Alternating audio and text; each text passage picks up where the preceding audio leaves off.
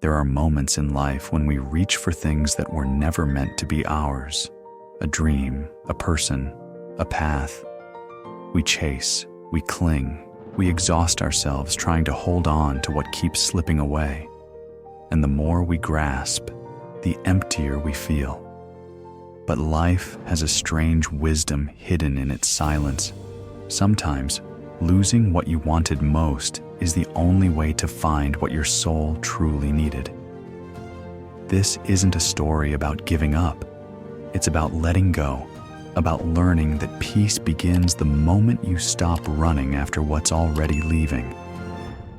In a quiet coastal town, there lived a young craftsman named Eshan, a man who built boats for others but never learned to sail one for himself. No one knew why. Until one day, the sea decided to teach him. The town of Maruva rested by the sea, a place where waves told stories older than its people. Among the fishermen and traders lived Eshan, a quiet craftsman whose hands shaped boats as if he were carving dreams into wood. Each curve he sanded, each nail he placed, held a hidden hope. One day, he would build a boat for himself. Yet when the tides turned and others sailed away, Eshan remained by the shore, watching. He told himself he was waiting for the right time, for money, for luck, for a sign. But deep down, he feared the water more than he desired it. He could build boats for others, but not courage for himself. He didn't yet know that the sea would soon test that truth. One morning, a wealthy trader arrived in Maruva, a man whose presence turned every head at the harbor.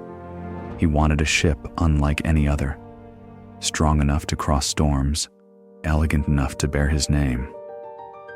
When he saw Eshan's craftsmanship, he smiled and said, "Build it for me.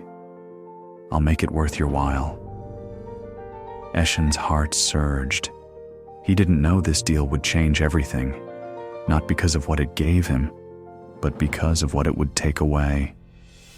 He worked from dawn till the stars blurred, his hands blistered but proud. With every plank, he imagined his own freedom, the ship he would someday build for himself. When the hull finally touched the water, it gleamed like gold under the sunrise. For the first time, he believed destiny had finally noticed him. The day the ship was finished, the entire town gathered to watch it leave the harbor. The trader shook Eshan's hand, his rings glinting in the sun. "Payment will come when I return," he promised. At first, Eshan thought it was a delay.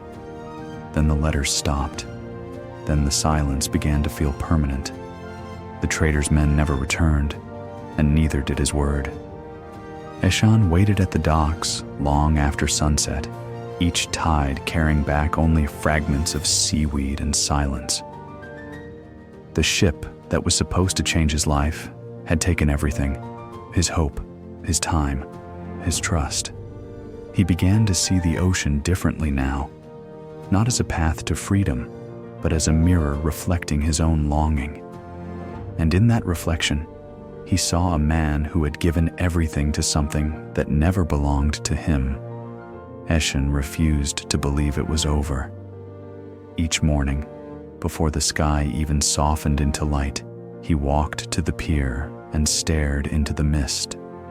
He told himself the ship would return, that maybe the winds had delayed it, that maybe promises could still float. He stopped taking new work.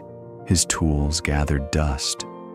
Maybe you've waited too, holding on to something long gone, hoping it still remembers you. The townsfolk pitied him, whispering, "He's waiting for ghosts." But Eshan didn't hear them. His eyes were fixed on the line where the sea met the sky. Some nights, he swore he could still see the trader's sails glittering in the distance. But by morning, it was always just light playing tricks on water. He wasn't chasing a debt anymore. He was chasing meaning. And the longer he waited, the more he began to lose himself.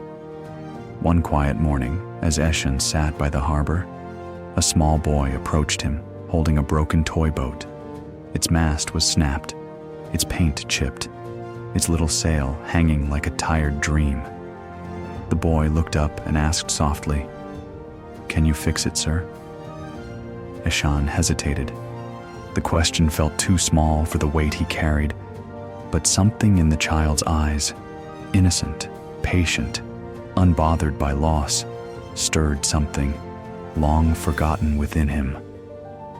He took the toy, turned it in his hands, and felt the texture of purpose return to his fingertips. He didn't know that by fixing the toy, he would mend something far deeper. When the boy placed the toy back into the water and it floated again, he whispered, "It's perfect." Eshan smiled faintly, realizing that maybe the sea hadn't betrayed him after all. Maybe it had just been waiting for him to see differently. After that morning, something gentle began to shift in Eshan. He returned to his workshop, not to chase wealth or recognition, but simply to create. The first boat he built was small, meant for a fisherman's son. Then another, for an old widow who sold flowers by the docks. He worked slowly, quietly, with the patience of one who no longer needed to prove anything. The rhythm of the hammer and chisel became his meditation. He began to notice things he had once ignored: the shimmer of morning dew on wood shavings, the laughter of children, the smell of salt carried by the wind. He simply gave and let it go. But life, as always, had one more lesson waiting in the tide. Seasons passed, and the town of Maruva began to glow with life again. Fishermen sailed proudly in Eshan's boats, each one a quiet testament to endurance and care. People said his work felt different now, as if every plank carried peace instead of pride. He thought life had finished teaching him, until a child reminded him otherwise. One evening, as the sun slipped into the horizon, a little girl ran up to him, holding a seashell. "My father says you built our boat," she smiled. "This is for you."